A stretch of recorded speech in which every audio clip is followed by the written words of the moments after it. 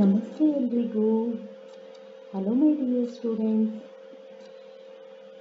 ಇವತ್ತು second chapter 8th class ಸೈನ್ಸಿಂದ micro organisms friend and foe ಇದರಲ್ಲಿ 2.4 ಯೂನಿಟಿಂದ ಡೈರೆಕ್ಟ್ ಕ್ವಶನ್ಸ್ ಮತ್ತು ಆನ್ಸರ್ಸನ್ನು ಕರೆದಿದ್ದೀನಿ. ನಾವು ಲಾಸ್ಟ್ ಕ್ಲಾಸಲ್ಲಿ 2.3ನಲ್ಲಿ 3 ಪಾರ್ಟ್ ಮಾಡ್ಕೊಂಡಿದ್ವಿ. Direct question and answers 1 video, 2.3 part 1 part 2 ಮಾಡಿದ್ವಿ. ಇದರಲ್ಲೂ ಹಾಗೆ ಇದೆ, ತುಂಬ ಕ್ವಶನ್ಸ್ ಇದೆ. ಸೊ 2.4ದು ಡೈರೆಕ್ಟ್ ಕ್ವಶನ್ಸ್ ಮಾತ್ರ ಈ ವಿಡಿಯೋನಲ್ಲಿದೆ. ನೆಕ್ಸ್ಟು 2.4ದು ಇಂಡೈರೆಕ್ಟ್ ಮತ್ತು ಟ್ವಿಸ್ಟೆಡ್ ಕ್ವಶನ್ನು ಪಾರ್ಟ್ 1 ಪಾರ್ಟ್ 2 ಬರುತ್ತೆ. ಓಕೆನಾ? ಈಗ ಕ್ಲಾಸ್ ಸ್ಟಾರ್ಟ್ ಮಾಡೋಣ. ಇಲ್ಲಿ ನೋಡಿ, 2.4ಅಲ್ಲಿ micro organisms harmful micro organisms ಅಂತ ಇದೆ. ಅಂದರೆ ಹಾನಿಕಾರಕ ಸೂಕ್ಷ್ಮಜೀವಿಗಳು ಅಥವಾ ಹಾನಿಕಾರಕ ಸೂಕ್ಷ್ಮಾಣುಜೀವಿಗಳು ಅಂತ. Harmful micro organisms. ಅದರಲ್ಲಿ ಫಸ್ಟ್ ಕ್ವಶನ್ ಬಂದು ಡೈರೆಕ್ಟ್ ಕ್ವಶನ್ ಇದು. What is pathogens? ಕನ್ನಡದಲ್ಲಿ ಏನಂತಾರೆ ಪ್ಯಾಥೋಜೆನ್ಸ್ಗೆ? ರೋಗಕಾರಕಗಳು ಎಂದರೇನು ಅಂತ. ಓಕೆನಾ? ಆನ್ಸರ್ ಬಂದು, some of the micro organisms cause diseases in human beings, plants and animals are called pathogens. ರೋಗಕಾರಕಗಳು ಅಂದರೆ ಕೆಲವೊಂದು ಸೂಕ್ಷ್ಮಾಣುಜೀವಿಗಳು ಮಾನವನಿಗೆ ಅಂದರೆ ಹ್ಯೂಮನ್ ಬೀಯಿಂಗ್ಸ್ಗೆ ಮತ್ತು ಸಸ್ಯಗಳಿಗೆ ಮತ್ತು ಪ್ರಾಣಿಗಳಿಗೆ ರೋಗವನ್ನು ಉಂಟು ಮಾಡುತ್ತೆ. ಅಂತಹ ರೋಗಕಾರಕಗಳನ್ನು, ಅಂತಹ ಜೀವಿಗಳನ್ನು, ಅಂತಹ ಸೂಕ್ಷ್ಮಾಣುಜೀವಿಗಳನ್ನೇ ನಾವೇನಂತ ಕರಿತೀವಿ? ಪ್ಯಾಥೋಜೆನ್ಸ್ ಅಂತ ಕರಿತೀವಿ. ಇಲ್ಲಿ ಪ್ಯಾಥೋಜೆನ್ಸ್ ಅಂದರೆ ರೋಗಕಾರಕಗಳು. ಓಕೆನಾ? ಯಾವ ಸೂಕ್ಷ್ಮಾಣುಜೀವಿ ಮನುಷ್ಯನಿಗೆ, ಪ್ರಾಣಿಗೆ, ಸಸ್ಯಕ್ಕೆ ರೋಗವನ್ನು ಉಂಟು ಮಾಡುತ್ತೋ ಅಂತಹ ಸೂಕ್ಷ್ಮಾಣುಜೀವಿಗಳನ್ನು ನಾವು ಪ್ಯಾಥೋಜೆನ್ಸ್ ಅಂತ ಕರಿತೀವಿ. ಓಕೆನಾ? ಅರ್ಥ ಆಯಿತು ಅಂದ್ಕೊಳ್ತೀನಿ. ನೆಕ್ಸ್ಟ್ ಸೆಕೆಂಡ್ ಕ್ವಶನ್ ಬಂದು, what is communicable diseases? Communicable diseases ಅಂದರೆ ಕನ್ನಡದಲ್ಲಿ ಸಾಂಕ್ರಾಮಿಕ ರೋಗಗಳು ಎಂದರೇನು? ಓಕೆನಾ? ಆನ್ಸರ್ ಬಂದು, microbial diseases that can spread from an infected person to a healthy person through air, water, food or by physical contact are called communicable diseases. ಹಾಗಂದ್ರೆ ಅರ್ಥ, ಇಲ್ಲಿ ನೋಡಿ, ಸೂಕ್ಷ್ಮಾಣುಜೀವಿಗಳು microbial diseases that can spread, ಸೂಕ್ಷ್ಮಾಣುಜೀವಿಗಳು ಯಾರಿಂದ spread ಆಗುತ್ತೆ? Infected person to a healthy person. ಅಂದರೆ ಸಾಂಕ್ರಾಮಿಕ ರೋಗಗಳು ಉಂಟು ಮಾಡುವಂತಹ ಸೋಂಕಿತ ವ್ಯಕ್ತಿಯಿಂದ ಆರೋಗ್ಯವಂತ ವ್ಯಕ್ತಿಗೆ. ಇಲ್ಲಿ infected person to healthy person ಅಂದರೆ ಸೋಂಕಿತ ವ್ಯಕ್ತಿಯಿಂದ ಆರೋಗ್ಯವುಳ್ಳ ವ್ಯಕ್ತಿಗೆ ರೋಗವನ್ನು ಹರಡೋದು. ಯಾವುದ್ರ ಮುಖಾಂತರ? Through air, water, food, by physical contact. ಅಂದರೆ ಗಾಳಿಯ ಮುಖಾಂತರ ಆಗಿರ್ಬೋದು, ನೀರಿನ ಮುಖಾಂತರ ಆಗಿರ್ಬೋದು, ಆಹಾರದ ಮುಖಾಂತರ ಆಗಿರ್ಬೋದು, ಅಥವಾ ದೈಹಿಕವಾಗಿ ಬೇಕಾದರೂ ಆಗಿರ್ಬೋದು, ದೈಹಿಕ ಸಂಪರ್ಕದಿಂದ ಬೇಕಾದರೂ ಆಗಿರ್ಬೋದು. ಇವೆಲ್ಲದರ ಮುಖಾಂತರ ರೋಗ ಹರಡುವುದನ್ನೇ ನಾವು ಏನಂತ ಕರಿತೀವಿ? ಕಮ್ಯುನಿಕೇಬಲ್ ಡಿಸೀಸಸ್ ಅಂದರೆ ಸಾಂಕ್ರಾಮಿಕ ರೋಗಗಳು ಅಂತ ಕರಿತೀವಿ. ಓಕೆನಾ? ನೆಕ್ಸ್ಟ್ ಕ್ವಶನ್ ಬಂದು, give some examples for communicable diseases. ಅಲ್ಲಿ ಸಾಂಕ್ರಾಮಿಕ ರೋಗ ಅಂದರೆ ಏನು ಅಂತ ತಿಳ್ಕೊಂಡ್ರಿ, ಆದರೆ ಸಾಂಕ್ರಾಮಿಕ ರೋಗಕ್ಕೆ ಉದಾಹರಣೆ ಕೊಡಿ ಅಂತ ಇದೆ ಇಲ್ಲಿ ಕ್ವಶನ್. ಓಕೆನಾ? ಆನ್ಸರ್ ಬಂದು, example for communicable diseases R cholera, common cold, chicken pox and tuberculosis.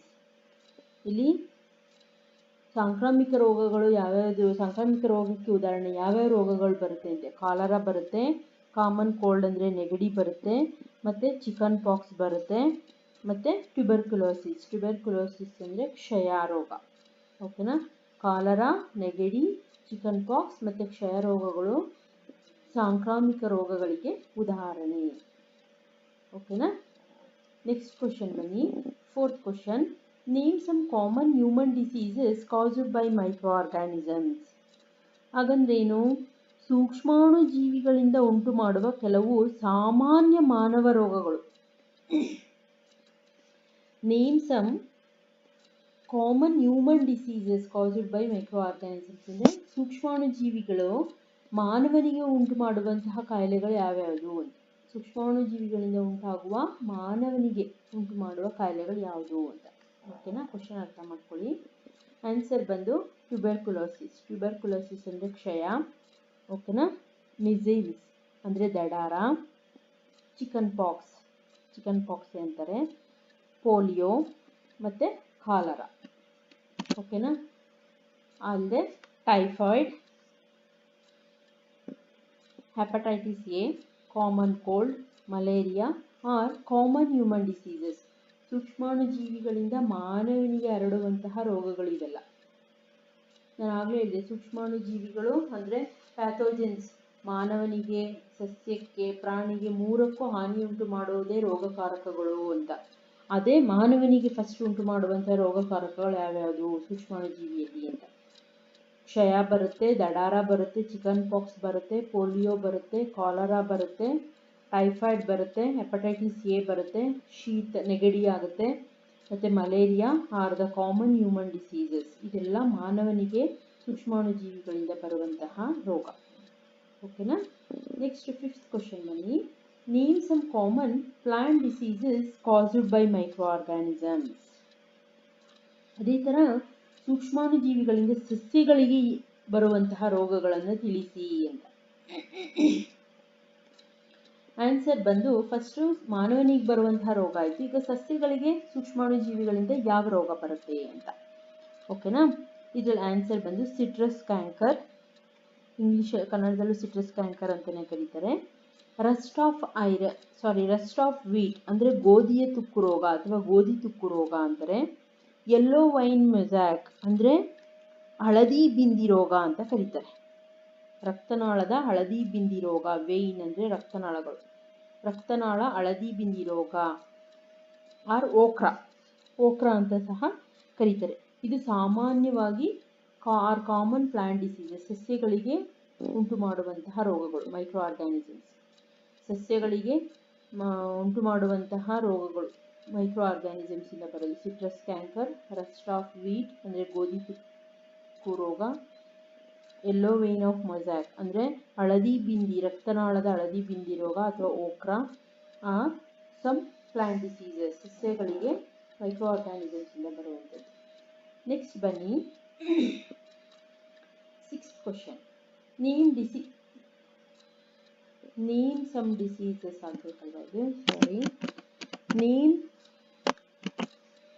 some diseases causing microorganisms in animals. ಇಲ್ಲಿ ಸ್ವಲ್ಪ ಕ್ವಶನ್ ನಾನೇ ಟ್ವಿಸ್ಟ್ ಮಾಡಿದ್ದೀನಿ. ನೇಮ್ ಸಮ್ ಡಿಸೀಸ್ ಕಾಸಿಂಗ್ ಮೈಕ್ರೋಆರ್ಗಾನಿಸಮ್ಸ್ ಇನ್ ಎನಿಮಲ್ಸ್. ಹಾಗಂದ್ರೆ ಇಲ್ಲೂ ಅಷ್ಟೇ ಸೂಕ್ಷ್ಮಾಣುಜೀವಿಗಳಿಂದ ಪ್ರಾಣಿಗಳಿಗೆ ಬರುವಂತಹ ರೋಗಗಳು ಯಾವುದು ತಿಳಿಸಿ ಅಂತ. ಫಸ್ಟ್ ಒಂದು ಮನುಷ್ಯನಿಗಾಯಿತು, ಎರಡನೇದು ಪ್ಲಾಂಟ್ಗಾಯಿತು, ಇವಾಗ ಮನುಷ್ಯನಿಗಾಯಿತು, ಸಸ್ಯಗಳಿಗಾಯಿತು, ಈಗ ಪ್ರಾಣಿಗಳಿಗೆ ಬರುವಂತಹ ರೋಗ ಯಾವುದು ಅಂತ. Disease causing micro organisms in animals are. ಪ್ರಾಣಿಗಳಿಗೆ ಸೂಕ್ಷ್ಮಾಣುಜೀವಿಗಳಿಂದ ಉಂಟಾಗುವ ಅಥವಾ ಜಾನುವಾರುಗಳಿಗೆ ಉಂಟಾಗುವ ರೋಗಗಳು ಯಾವ್ಯಾವುದಪ್ಪ ಅಂತ ಅಂದರೆ, ಫಸ್ಟ್ ಒನ್ ಆಂಥ್ರಾಕ್ಸ್. ಇದು ಬ್ಯಾಕ್ಟೀರಿಯಂ ಇಂದ ಬರೋದು. ಸೂಕ್ಷ್ಮಾಣುಜೀವಿನಲ್ಲೇ 4 ವಿಧ ನೆನಪಿನಲ್ಲಿ ಇಟ್ಕೊಳ್ಳಿ: ಬ್ಯಾಕ್ಟೀರಿಯಾ, ಪ್ರೋಟೋಜೋವಾ, ಆಲ್ಗೆ, ಫಂಗೈ. ಅದರಲ್ಲಿ ಈ ಆಂಥ್ರಾಕ್ಸ್ ಅನ್ನೋದು ಬ್ಯಾಕ್ಟೀರಿಯಾದಿಂದ ಬರುತ್ತೆ. It is dangerous human and cattle disease caused by A bacterium. ಇದು ಮನುಷ್ಯನಿಗೂ ಬರುತ್ತಂತೆ ನೋಡಿ ಆಂಥ್ರಾಕ್ಸ್. ಅಂದರೆ ಇಲ್ಲಿ ಈ ಆಂಥ್ರಾಕ್ಸ್ ಅನ್ನುವಂತಹ ಬ್ಯಾಕ್ಟೀರಿಯಂನಿಂದ ಜಾನುವಾರುಗಳಿಗೆ, ದನಕರುಗಳಿಗೆ ಈ ರೋಗ ಬರುತ್ತೆ ಸೂಕ್ಷ್ಮಾಣುಜೀವಿಗಳಿಂದ. ಓಕೆನಾ? ಎರಡನೇದು ಫೂಟ್ ಆ್ಯಂಡ್ ಮೌತ್ ಡಿಸೀಸ್ ಅಂತ ಕರಿತೀವಿ. ಆ್ಯಕ್ಚುಲಿ ಇದನ್ನು ಕಾಲು ಬಾಯಿ ರೋಗ ಅಂತಾರೆ. ಕಾಲು ಮತ್ತು ಬಾಯಿ ರೋಗ ಅಂತ ಎರಡನೇದು ಪ್ರಾಣಿಗಳಿಗೆ ಬರೋದು. It is the disease of cattle caused by virus. ಇದು ಯಾವುದರಿಂದ ಬರೋದು? ವೈರಸ್ಸಿಂದ ಬರೋದು. ಇದು ಬರೋದು ಬ್ಯಾಕ್ಟೀರಿಯಂನಿಂದ, ಇದು ಬರೋದು ವೈರಸ್ಸಿಂದ. ಕಾಲು ಮತ್ತು ಬಾಯಿ ರೋಗ ಇದು ಅಷ್ಟೇ ಕ್ಯಾಟಲ್ ಜಾನುವಾರುಗಳಿಗೆ ಬರುವಂತಹ ರೋಗ. ಓಕೆನಾ. ಇದೆರಡು ಹಸು ದನ ಕರುಗಳು ಅವೇನೇನಿರ್ತವೆ, ಒಂದು ಆಂಥ್ರಾಕ್ಸು, ಇನ್ನೊಂದು ಫೂಟ್ ಆ್ಯಂಡ್ ಮೌತ್ ಡಿಸೀಸಸ್. ಇವೆರಡು ಪ್ರಾಣಿಗಳಿಗೆ ಸೂಕ್ಷ್ಮಾಣುಜೀವಿಗಳಿಂದ ಹರಡುವಂತಹ ರೋಗ. ಓಕೆನಾ, ಅರ್ಥ ಆಯಿತು ಅಂದ್ಕೊಂಡಿದ್ದೀನಿ. ನೆಕ್ಸ್ಟ್ ಕ್ವೆಶನ್ ಬಂದು 7th one. What is food poisoning? ಆಹಾರ ವಿಷ ಅಥವಾ ಆಹಾರ ವಿಷ ಎಂದರೇನು ಅಥವಾ ಆಹಾರ ವಿಷವಾಗುವುದು ಎಂದರೇನು ಅಂತ. ಓಕೆನಾ. What is food poisoning? ಆಹಾರ ವಿಷವಾಗುವುದು ಎಂದರೇನು? ಆನ್ಸರ್ ಬಂದು food poisoning could be due to the consumption of food spoiled by some micro organisms. ಹಾಗಂದ್ರೆ ಅರ್ಥ, ಕೆಲವು food poisoning could be due to the consumption of food spoiled by some micro organisms. ಇಲ್ಲಿ ಕೆಲವು ಸೂಕ್ಷ್ಮಾಣುಜೀವಿಗಳಿಂದ ಹಾಳಾದ ಆಹಾರವನ್ನು ಸೇವಿಸುವುದರಿಂದ ಆಹಾರ ವಿಷವಾಗುತ್ತದೆ.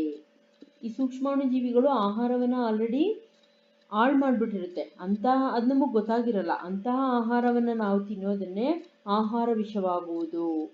ಇಲ್ಲಿ ನೋಡಿ, food poisoning could be due to the consumption of food spoiled by some micro organisms. ಸೂಕ್ಷ್ಮಾಣುಜೀವಿಗಳು ಹಾಳು ಮಾಡಿಬಿಟ್ಟಿರುತ್ತೆ, ಸ್ಪಾಯ್ಲ್ಡ್ ಮಾಡಿಬಿಟ್ಟಿರುತ್ತೆ ಆಹಾರವನ್ನು. ಅಂತಹ ಆಹಾರವನ್ನು ಸೇವಿಸುವುದನ್ನೇ ಆಹಾರ ವಿಷವಾಗುವುದು ಅಂತ ಕರೀತಾರೆ. ಓಕೆನಾ. ನೆಕ್ಸ್ಟ್ ನೋಡಿ, 8th ಕ್ವೆಶನ್ ಬಂದು who discovered which micro organisms cause anthrax disease? ಹಾಗಂದ್ರೆ ಅರ್ಥ, ಆಂಥ್ರಾಕ್ಸ್ಗೆ ಕಾರಣವಾಗುವಂತಹ ಸೂಕ್ಷ್ಮಾಣುಜೀವಿಯನ್ನ ಕಂಡುಹಿಡಿದವರು ಯಾರು ಅಂತ. ಓಕೆನಾ. Who discovered which micro organisms cause anthrax disease? Anthrax ರೋಗಕ್ಕೆ ಕಾರಣವಾಗುವಂತಹ ಮೈಕ್ರೋ ಆರ್ಗ್ಯಾನಿಸಮ್ಸ್ನ ಕಂಡುಹಿಡಿದವರು ಯಾರು? ಆನ್ಸರ್ ಬಂದು ರಾಬರ್ಟ್ ಕೋಚ್. ರಾಬರ್ಟ್ ಕೋಚ್ ಅನ್ನುವಂತಹ ವ್ಯಕ್ತಿ ಇನ್ 1876 ಡಿಸ್ಕವರ್ಡ್ ಬ್ಯಾಕ್ಟೀರಿಯಂ ಅಂದರೆ ಬ್ಯಾಸಿಲಸ್ ಆಂಥ್ರಸಿಸ್ ಕಾಸ್ ಆಂಥ್ರಾಕ್ಸ್ ಡಿಸೀಸ್. ರಾಬರ್ಟ್ ಕೋಚ್ ಎನ್ನುವಂತಹ ವಿಜ್ಞಾನಿ 1876ರಲ್ಲಿ ಬ್ಯಾಕ್ಟೀರಿಯಾದಿಂದ, ಆ ಬ್ಯಾಕ್ಟೀರಿಯಂ ಹೆಸರೇನು? ಬ್ಯಾಸಿಲಸ್ ಆಂಥ್ರಸಿಸ್. ಈ ಬ್ಯಾಕ್ಟೀರಿಯಂ ಇಂದ ಆಂಥ್ರಾಕ್ಸ್ ರೋಗ ಬರುತ್ತೆ. ನಾವಿಲ್ಲಿ ಮೇಲೆ ನೋಡಿದ್ವಿ ಆಂಥ್ರಾಕ್ಸ್ ಹರಡುವುದು ಬ್ಯಾಕ್ಟೀರಿಯಾದಿಂದ ಅಂತ. ಅದೇ ಇಲ್ಲಿ ರಾಬರ್ಟ್ ಕೋಚ್ ಎನ್ನುವಂತಹ ವಿಜ್ಞಾನಿ ಬ್ಯಾಸಿಲಸ್ ಆಂಥ್ರಸಿಸ್ ಎನ್ನುವಂತಹ ಬ್ಯಾಕ್ಟೀರಿಯಂ ಈ ಆಂಥ್ರಾಕ್ಸ್ ರೋಗಕ್ಕೆ ಕಾರಣವಾಗುತ್ತೆ ಅನ್ನೋದನ್ನ 1876ರಲ್ಲಿ ಕಂಡುಹಿಡಿತಾರೆ. ಓಕೆನಾ. ಇದಿಷ್ಟು 2.4ನಲ್ಲಿ ಡೈರೆಕ್ಟ್ ಅಂದರೆ ನೇರವಾಗಿ ಕೇಳಲು ಸಾಧ್ಯವಿರುವಂತಹ ಪ್ರಶ್ನೆಗಳು ಮತ್ತು ಉತ್ತರಗಳು. ಓಕೆನಾ. ಇದಿಷ್ಟು ಅರ್ಥ ಆಗಿದೆ ಅಂದ್ಕೊಳ್ತೀನಿ. ಇಲ್ಲಿ ನೋಟ್ 1 ಮತ್ತು ನೋಟ್ 2ನ ರೆಫರ್ ಮಾಡಿ. ನಿಮ್ಗೆ ಈ ಥರ ಕ್ವಶನ್ಸ್ ಇನ್ನೂ ತೆಗಿಯೋಕ್ಕೆ ಚಾನ್ಸಸ್ ಇದೆ ಅಂದರೆ ನನಗೆ ಗೈಡ್ ಮಾಡಿ, ನಾನು ಇನ್ನೂ ತೆಗಿಯೋದಕ್ಕೆ ಪ್ರಯತ್ನ ಮಾಡ್ತೀನಿ. ಆದಷ್ಟು ಈ ವಿಡಿಯೋನ ಕನ್ನಡ ಮೀಡಿಯಂ ಸ್ಟೂಡೆಂಟ್ಸ್ಗೆ ಶೇರ್ ಮಾಡಿ, ಸಬ್ಸ್ಕ್ರೈಬ್ ಮಾಡ್ಕೊಳ್ಳಿ ನನ್ನ ಚಾನಲ್ನ. ಓಕೆನಾ. Thank you my dear students.